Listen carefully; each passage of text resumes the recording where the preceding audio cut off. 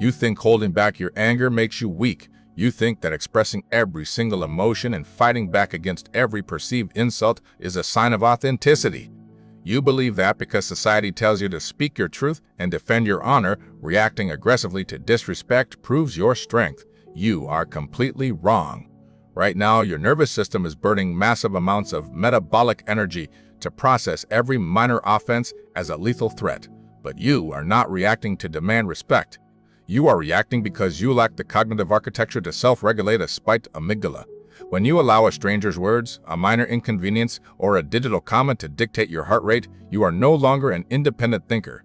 You are a biological puppet. We live in a society that is fundamentally addicted to emotional reactivity. If you look around, the entire modern economy is built on harvesting your outrage. Social media algorithms, 24-hour news cycles, and cultural narratives are all mathematically engineered to keep you in a constant state of low-level panic and irritation. They want you to react, because when you react, you are predictable. And when you are predictable, you are incredibly easy to monetize and control. The 99% of people operate exactly as the system designed them to. They are emotional pendulums, swinging violently from anger to anxiety, from offense to outrage, completely at the mercy of their external environment. But then there is you. You belong to a rare psychological minority. When someone insults you, when a plan falls apart, or when chaos erupts in the room, you do absolutely nothing. You do not raise your voice. You do not rush to defend your ego. You simply observe. And society hates you for this. They label you as cold, detached, arrogant, or emotionally stunted.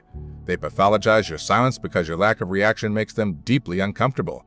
What they fail to understand is that your silence is not an absence of emotion. It is the presence of elite cognitive control. Non-reaction is the ultimate psychological flex. In this clinical breakdown, we are going to dissect the brutal neurological reality of people who never react. We will expose the hidden biological cost of anger, why your silence is a lethal weapon against manipulation, and how mastering the pause elevates you to a level of sovereignty that the average person cannot even comprehend.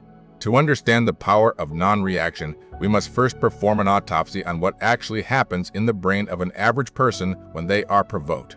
Let us say someone disrespects them in a meeting, or cuts them off in traffic. Within milliseconds, the sensory data enters their brain through the thalamus and is immediately routed directly to the amygdala. The amygdala is the primitive evolutionary alarm system. It cannot distinguish between a physical tiger trying to eat you and a coworker making a passive-aggressive comment. To the amygdala, a threat is a threat. It instantly hijacks the brain. It completely shuts down the prefrontal cortex, which is the logical, rational, and calculating part of the mind. It then signals the adrenal glands to flood the bloodstream with cortisol and adrenaline. The heart rate spikes, the pupils dilate, the vocal cords tighten, the person screams, insults back, or physically lashes out. This entire sequence is known as an amygdala hijack. It is a primitive biological glitch. And the most terrifying part is that the person believes they are in control. They believe they are making a conscious choice to stand up for themselves. But clinically speaking, nobody is driving the vehicle.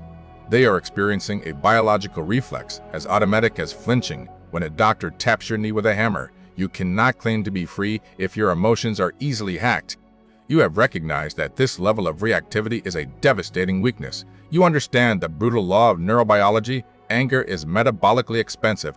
Every time you allow your nervous system to spike, you are burning finite cognitive resources.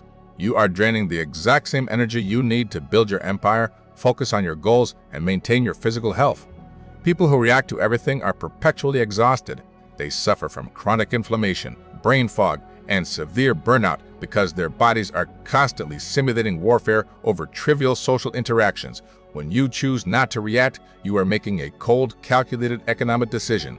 You look at the person trying to provoke you, you assess the situation, and your brain runs a rapid cost-benefit analysis. You realize that trading your valuable metabolic energy to correct the flawed opinion of a fool is the worst investment you could possibly make. You refuse to spend $100 energy on a 10-cent problem. Your attention is a currency. Stop giving it to beggars. This brings us to the profound psychological concept of the outsourced ego. Why do average people feel such a desperate need to defend themselves the moment they are criticized? It is because their entire sense of identity is outsourced to the external world. If someone calls them stupid, their fragile internal architecture collapses, and they must violently force the other person to take the word back in order to feel whole again. They require the external world to constantly validate their worth. If the world stops validating them, they cease to exist. The psychology of the non-reactor is entirely different. You have built a sovereign internal framework. You know exactly who you are, what your flaws are, and what you are capable of. Because your data set about yourself is generated internally, external inputs do not threaten you. If a stranger calls you a failure, it does not trigger a panic response in your brain because it conflicts with your internal, verified data. You look at their insult the same way you would look at someone claiming the sky is neon green. You do not scream at them to prove the sky is blue. You just observe their delusion and walk away. They do not argue with reality. They observe it. This is where the concept of the pause becomes your most lethal psychological weapon. Between the stimulus, the insult, the crisis, the bad news, and your response, there is a tiny fraction of a second. For the 99%, that gap does not exist. Stimulus equals immediate reaction. But for you, that gap is an expanding universe. When you are provoked, you do not freeze. You intentionally pause. This deliberate 2-second delay is a manual override of your biological programming. By holding your silence, you prevent the amygdala from hijacking the system. You force the sensory data to travel the longer neurological route up to your prefrontal cortex. In that pause, you become the architect of the situation. You evaluate the threat logically. You strip away the emotion and look at the raw data, and in most cases, your prefrontal cortex determines that the most devastating, effective, and powerful response is absolute silence. Silence is not surrender. Silence is an act of calculation. You must understand how terrifying your silence is to people who are addicted to chaos. Narcissists, manipulators, and toxic individuals survive by extracting emotional supply from their targets. They provoke you specifically to get a reaction. When you react with anger, sadness, or frustration, you are handing them the remote control to your nervous system. You are telling them, yes, your behavior dictates my emotional state. It gives them a profound sense of power and superiority. But when you refuse to react, you break their psychological feedback loop. You starve them of their supply. Imagine a toxic person throwing a massive, emotional punch at you, fully expecting you to stumble backward or punch back. Instead, you simply step out of the way, and they fall flat on their face due to their own momentum. When you look at a manipulator with zero expression, a completely blank face, and steady breathing, you send a subliminal message that shatters their ego. You are telling them that they do not matter enough to alter your biology. This causes the manipulator to panic. Because they cannot read your emotions, they cannot predict your next move. They project their own insecurities into your void. Your silence acts as a massive psychological mirror, forcing them to look at their own chaotic, irrational behavior. They will often escalate their attempts to provoke you, acting increasingly erratic while you remain seated on your throne of absolute calm. Eventually, they will retreat, exhausted and defeated, because a fire cannot burn without oxygen, and you have refused to give them any air. You become a psychological fortress. However, you must be prepared for the heavy social cost of this cognitive upgrade. Developing this level of Stoic Fortitude will isolate you from the majority of society. People will call you intimidating. They will say you are unapproachable, hard to read, or even sociopathic. You must understand that these accusations have nothing to do with you. Average people project their own discomfort onto your boundaries. They are so accustomed to trauma bonding, to bonding over shared complaints, shared anger, and shared reactivity, that they do not know how to interact with someone who is completely grounded. When you stop participating in workplace gossip, when you refuse to get angry about the latest political outrage, and when you do not engage in petty family drama, you become a glitch in their matrix.